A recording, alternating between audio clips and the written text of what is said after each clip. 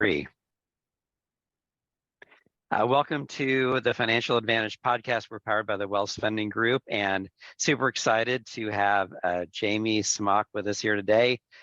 Jamie, you're a realtor with FC Tucker Real Estate and doing great things in the Indianapolis area. Thank you so much for joining us today. Yeah, good to be with you. Thanks, Dennis.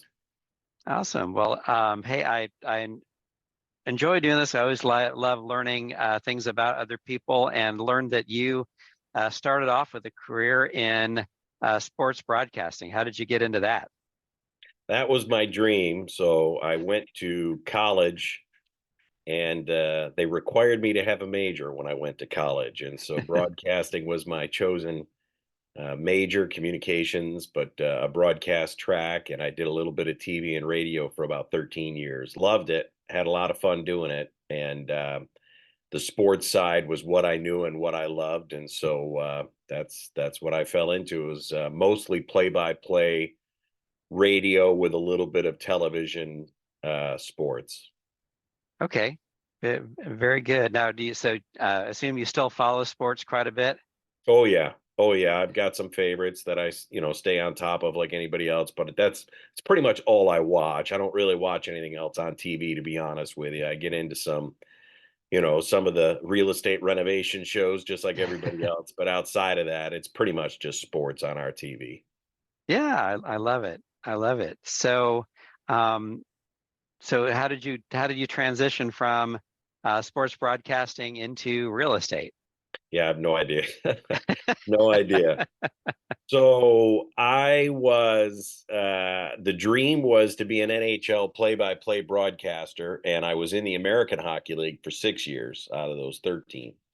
And felt like I was getting close. Probably could have continued to pursue it or continue to do what I was doing, but we were, as a family, bouncing around a little bit. The hours were a little crazy, and it wasn't that conducive to raising kids or being there for my family.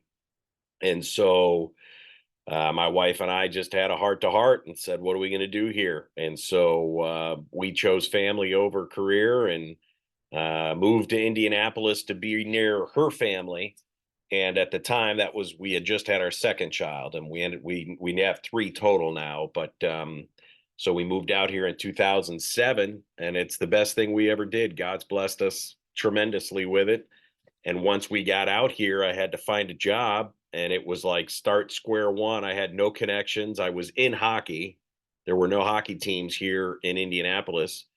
And so at the time that would use a broadcaster, let's say. And so I would have had to start from square one on the broadcasting track, and I just wasn't willing to do it. And so real estate gave me the flexibility to be a dad. My wife went to work. She was a nurse, and she was the one that had the insurance and the pay and everything else. And real estate was something I had a little bit of interest in for moving around so much, but I gave it a shot, fell in love with it. The only regret I have is not doing it sooner. It's been the best thing I've ever done.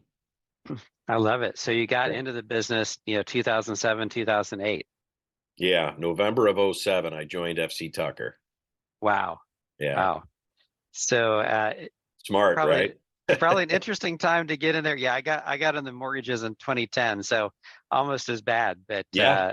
I mean, I tell people that, does a fish know it's wet? Because this is all I've really, I've only known like all the regulations, all the stuff. I heard stories about what happened back in the day, but was never a part of any of that. Right. But yeah, I've never witnessed a neutral market.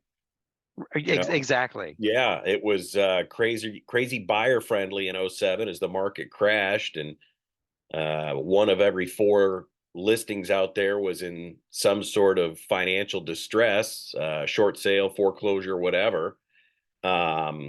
It was just buyer friendly. And then we kind of flipped it pretty quickly to a seller friendly. And it's been that way now for a while. So I really haven't witnessed a neutral market. Yeah. Yeah. I'll get your thoughts on this. So, you hear people that are like, well, do you think the market's going to crash like it did in 2008? Or I'm waiting for the market to crash. And, my take, again, open to critique, but we tend to remember like, oh, when you could get a deal on a house, quote, get a deal on a house, right? Or when rates were like at, 2.5%, 3%. But we tend to forget, the corresponding pain that had to happen to, because we both remember, 4 or 5 foreclosures on every street to get housing prices, to drop whatever they did, or, that obviously most people probably remember, oh, you know, 15 days to slow the curve or whatever it was, where you couldn't go out to eat or you couldn't go see family or you couldn't do whatever. And it's like, I always wonder, it's like, we're selective, I think, in remembering what we perceive as like a good situation, and we forget all the pain that went along with that. Yeah. Yeah, I would agree with that. Yeah, I don't know if you're asking for my thoughts on whether the crash is coming or not. Is that Well, what I would you're love to, I've got my perspective. What's your perspective on that? Yeah, I don't, as soon as it comes out of your mouth, you're always afraid that like, oh, okay, well, 9/11 happens again and then everything gets thrown out of whack. I mean, there's always that potential that something dramatic happens in the world to create a down market. But in all reality, you and I both know the inventory numbers just don't give us any Right. belief that there's some sort of crash coming around the corner. I think maybe the one thing we look at, and I'm no economics guy, so I don't know exactly how all the different elements play, but the unemployment numbers, if something dramatic happened there were a lot of people out of work in '07 when the market tanked, '07, '08, '09, where we had this housing fraudulent situation, which we don't have now. That'd be Right. one thing. Everybody's got money down, they've got skin in the game. More than likely, they've got equity based on what the market's done. So we don't have a lot of underwater situations Hmm. unless somebody's just run into a big string of bad luck. And then, the inventory numbers just don't lend credence to some sort of crash upcoming. So yeah, honestly, we're probably, if anything, going to head toward a bit of a neutral market where maybe we get a few more homes on there and we get that 5, 6 month um, days on market type scenario, 4, 5, 6 months, which is kind of what they look like at that Hmm. neutral market. Maybe that's where we're headed next. And that wouldn't be the worst thing.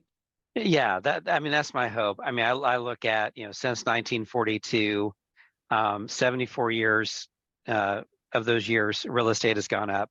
One year it was even, break even year over year. 7 years it was negative. So, and most of those negative years were focused around, the 2007 to 2011, when, you know, it was really created by, some bad underwriting practices that were allowed to, to go on. And there's a lot of different, things you can talk about there. But you know as long as I've been in the business, we actually have to prove that you can pay for the house. You Yeah. have to have some money to put down, and you have to, and so you're exactly right. I mean, I think the number that I heard was like 40% of houses have no mortgage on them at all.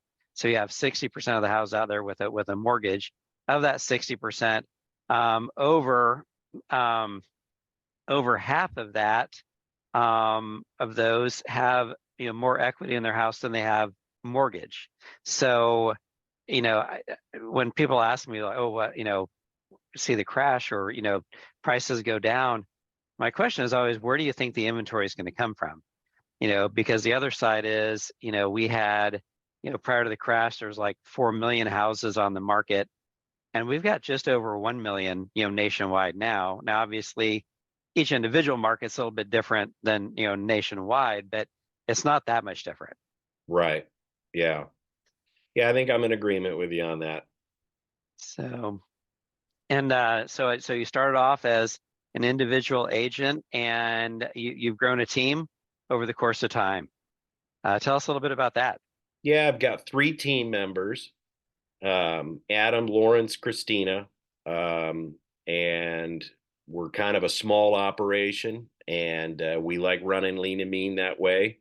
Hmm. And we're sort of a newer team. Both Adam and Christina just joined me here this year. So Lawrence and I have been together for a few years, but overall, our team is pretty young in coming together. And it's good. It's exciting, keeps things fresh, keeps me on my toes, and we're enjoying it. Yeah. Now, where do you find team members to add to your team? Yeah, I've never looked for a team member. Oh, It's nice. just happened. It's just happened. Lawrence and Adam were guys I knew from church. We'd get coffee once in a while. They've just been friends. So, and then one thing led to another, and next thing you know, they're like, "Hey, I think I want to do this." And we're like, "Let's do it." And then Christina was in our office with a different team. That team dissolved, and she came over to Hmm. me and said, "Hey, I kind of like the way you guys are doing things. What do you think?" And I'm like, "Sure." That's where we're at. So I've never really looked for one. I've never looked for a team or to expand a team. It's just landed in my lap, and I've gone with it. Okay. Okay. Yeah. And I know, from our discussion before, probably going full circle that when you got into the business, you had a mentor, and now you're having the opportunity to pour into other agents as well. Yeah, I think that's full circle and something I enjoy. The My mentor here at our office, David Jesse's meant the world to me, personal and business. He's been there for me. He's been fantastic. He was a huge influence from in me as far as real estate investment side of things go. He taught me the ropes there. He encouraged it. I've enjoyed it. We have our family's invested in real estate, and we continue to do so. And it's given me good experience then to help clients that I have, if they've got interest in exploring that, just to kind of share the ins and outs of it. It's something that I like to study and learn more about and do. And so he's just been a tremendous influence positively in my career. And I'm not sure I've had the chance to do that with my teammates yet, but maybe in the future that'll be something that we can develop, and I can be somebody they lean on for that.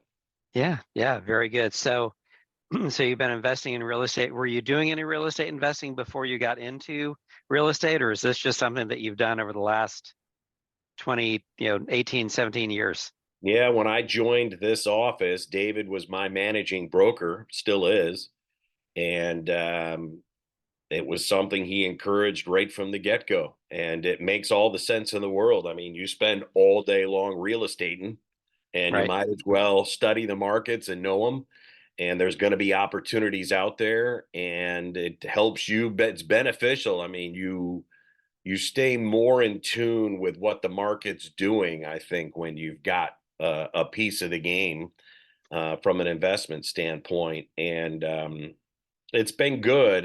I'm not filthy dirt rich from it, but I feel like I've diversified a little. That's kind of one thing I always Hmm. share with people is, diversify your portfolio a little bit, but then even diversify your real estate a little bit, like kind of spread out that risk, a lot within your portfolio all overall, and then even within real estate. So own a little bit of different types of real estate, and here's the positives and negatives, and here's how they return. Some are cash flows, some are appreciation, some are buy and hold, some are flips, some are all sorts of different scenarios. It's one of the best things about this industry is the game can be played 1,000 ways, and you can win in all of those.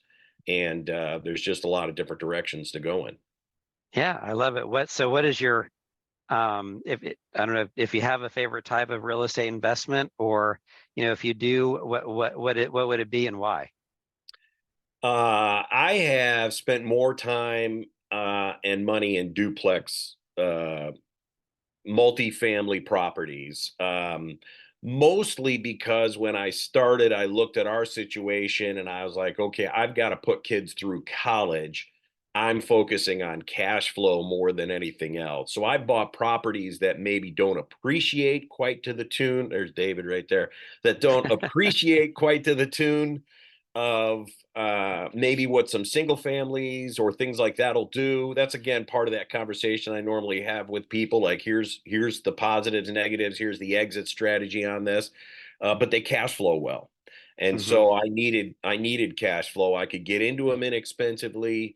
I could when it comes to exit, they're not going to appreciate quite at the rate of maybe some other investments, but they're going to spin off some cash flow in the meantime, and that's going to allow me to, get my kids through college, do the things I've got to do, and then figure it out later at that point. Yeah, yeah, and that's that's one thing that we've seen. Getting back to when we think the market is going to crash, it's like there's just realistically not enough places for people to live. So there's not enough houses out there for all the people who can afford to have houses.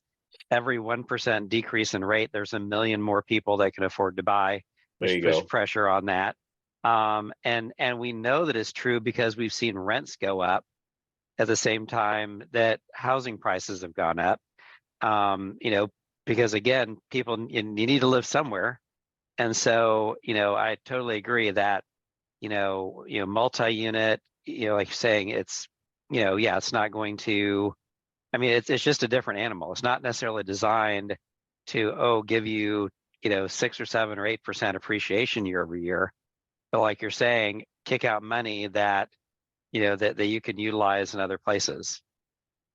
Yeah, absolutely. And I think, what you're talking about there too, we were talking about like, is there a crash coming? Is there not? And all these, everybody understands the next thing that's got to be figured out in real estate is this pressure on affordability, because as you Hmm. mentioned, rents continue to go up. I'm even surprised at where rents have gone on some of the houses that I own. But between mortgage payments and rental payments, it's kind of like we're losing options here for shelter. And so that's the Hmm. next pressure, is figuring that out. We've got to get that sorted through here some point soon. And inventory is our best way of doing it. Yep. Inventory and rates at the same time. I mean, if the economy can kind of, get in shape to provide us with some better rates at the same time. Yeah, and I tell people, I think if we could have long-term rates somewhere between you know high fours, low sixes, because there's always going to be fluctuations in the market because of this thing or that thing. But if we had a long enough time with a stable enough of a lending environment where builders feel like that they could build, and and not worry about, oh, I get this thing, can I sell it? Am I going to have to create my own hedge fund to be able to offer crazy low interest rates to get people off the fence? um, long term, I think that would be able to really do great things. I think for the housing market, affordability, and just shelter, like you're talking. Yeah. Yeah. Yeah, there's a So. puzzle there that people often ask me, like, what's the magic number on interest rates? And I think you're kind of in the wheelhouse of what we're all thinking in the industry, is it's somewhere in that five-ish, Mhm. plus or Yeah. negative of five-ish interest rate, right? It's kind of a number that makes sense, but I think there's so many factors that also play into that. Like, does inflation keep going at the rate it's going? Do things just keep getting more expensive, including building costs and housing? Is it all, if everything is on the rise, I'm not so sure it matters if that rate drops a little bit. It kind of, all that needs to come together. Yeah, yeah, I totally agree. I mean, I think that, my theory is once we get to, not if, but when we get to a rate that starts with a 5, even if it's 5.99, I think you're going to start seeing people turning loose of houses that, maybe they don't really love it, but they feel almost trapped because, oh, gee, my interest rate is so low. So they want to go from a 3 to a 7, but if they can go to a 3 to a 5, even though it's 5.99, which is really more like 6, if they can go to to a 5, then they feel better about it.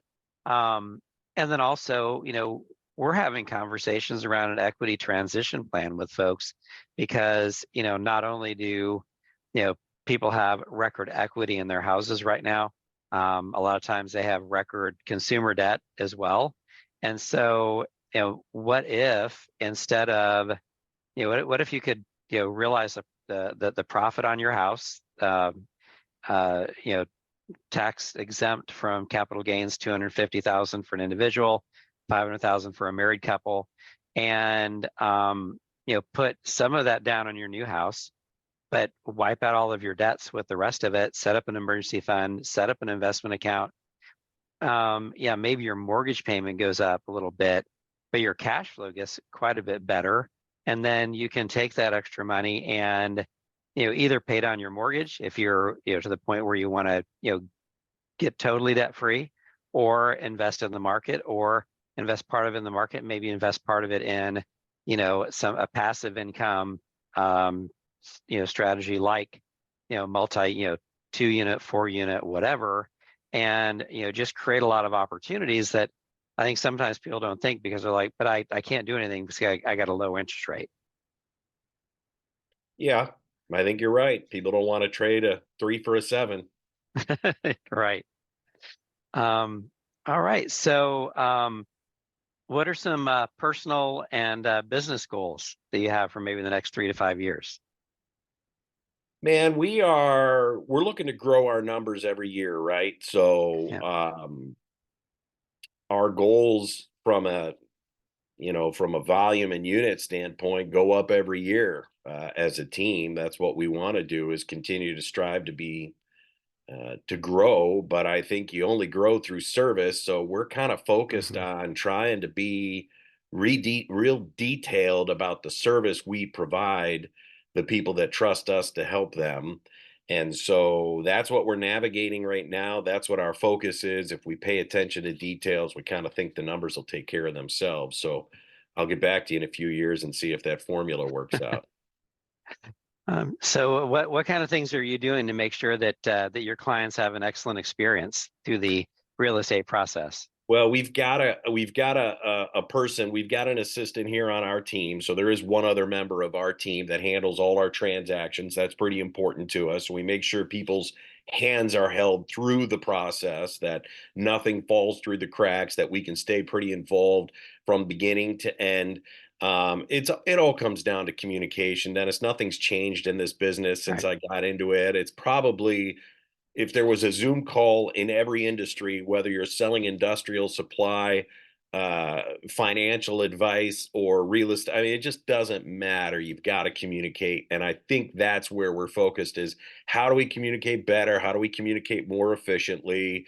And that's kind of where we're focused and how we're going to evolve here in the next few years. We want to use technology to do it, but we don't want to rely on it and become robots either. We love the Hmm. personal side. Everybody that's on this team is kind of old school in that we just like personal conversation. We like to pick up the phone. We like to communicate in that way.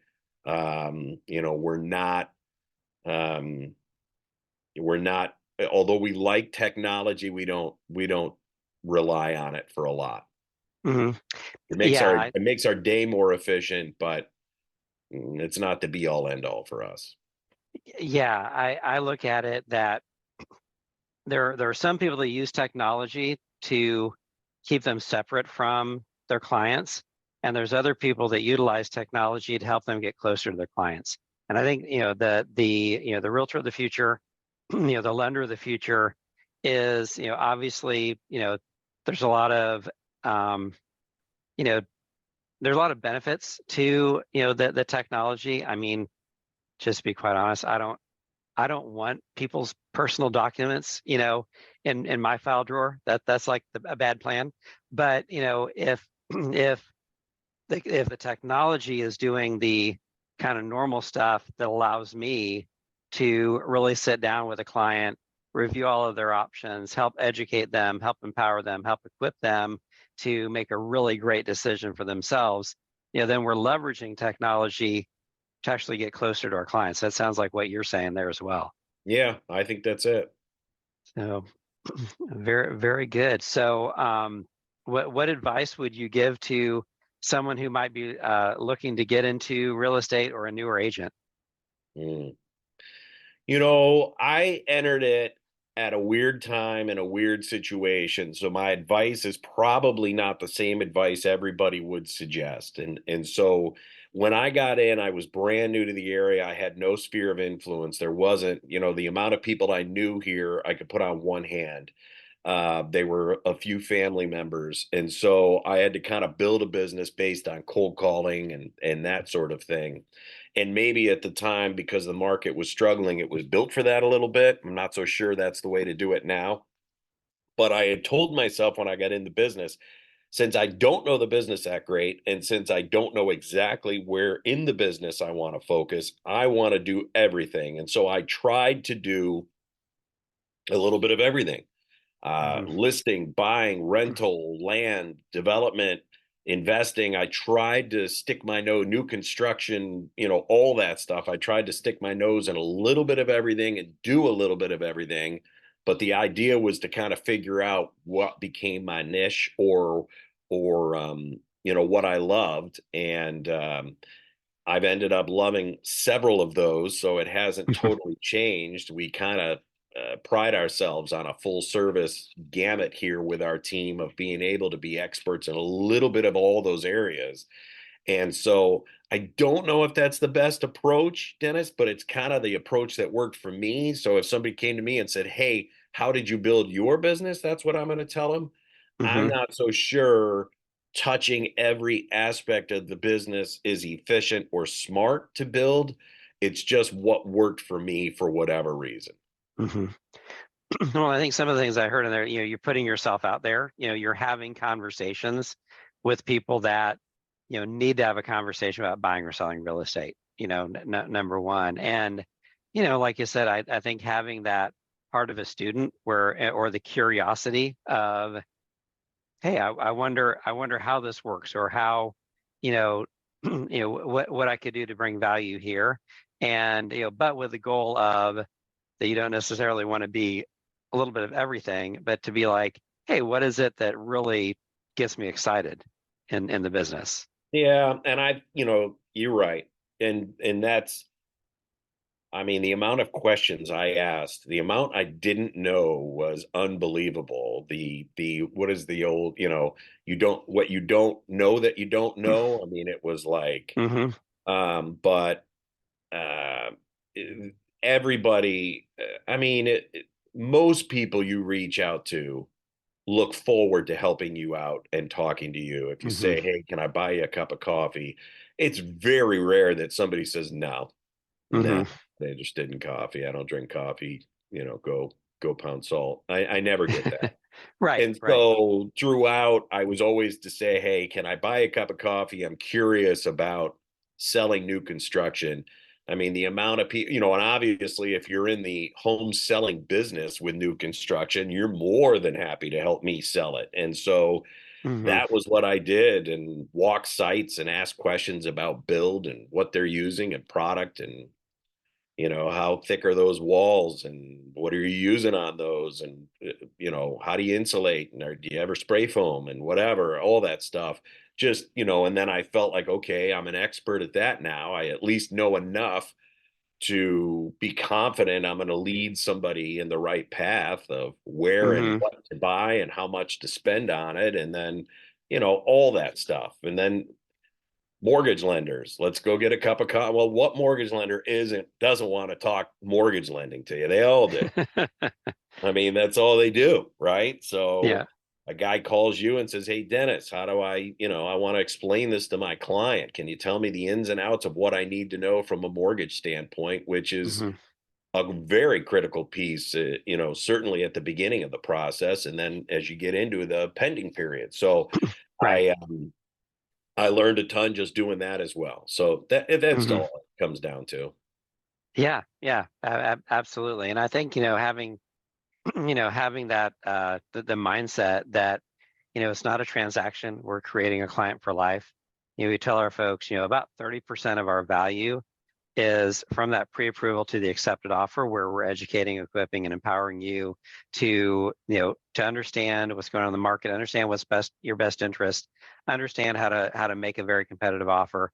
You know, about um, about 10% of our value is, providing that great experience from contract to close. And then 60% of our value is really helping you in, utilizing your home investment to, grow your net worth, and always looking for ways to, create cash flow, you know, swap bad debt for good debt, expensive debt for cheaper debt, And when you're looking to, maybe move up or move down or diversify your investment, we want to be there with you as well to get you back at the beginning. Let's educate, equip, and empower. Absolutely. Yep. Very good. Now, have you been in the business a while?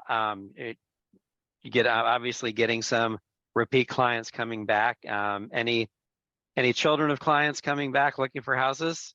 I'm just now starting to get that a little bit. So Okay. I'm 52, but I didn't have I don't know, my client base is made up of all different shapes and Yep. sizes and ages and sorts and all over the map too, to be honest with you. It's not like we're in one geographic area either that we focus on. So, but we are getting that. We're getting parents, we're getting kids, we're getting, yeah, I've got again now who I'm hanging out with. We do have people coming around as empty nesters now. That's kind of Mm-hmm. the thing that I'm seeing a little bit more of.